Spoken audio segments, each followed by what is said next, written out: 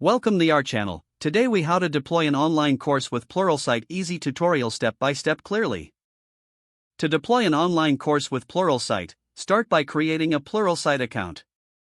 Visit the Pluralsight website and click on the sign up button. Fill in the required fields, including your email address and password. Once registered, log in to your account. Navigate to the Create section in the main menu. Select Course from the drop-down options. You will be prompted to choose a course title. Enter a descriptive title that reflects your course content accurately. Next, fill in the course overview.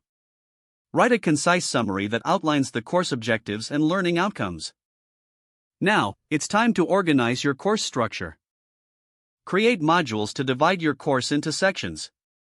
Each module should focus on a specific topic or skill.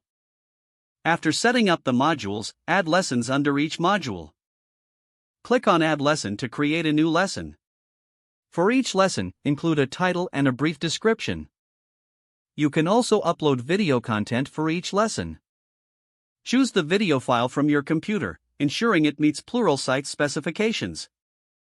Once your video is uploaded, consider adding supplementary materials.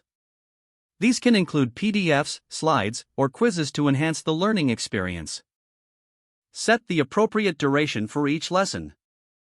This helps students understand the commitment required for each section. Save your progress regularly to avoid losing any changes. After completing your modules and lessons, review your course. Ensure that all content is accurate and flows logically. You may want to invite a colleague to provide feedback before finalizing. Once you're satisfied with your course, it's time to publish. Locate the Publish button in the course dashboard. Don't forget to like this video and subscribe to our channel for more step-by-step tech guides.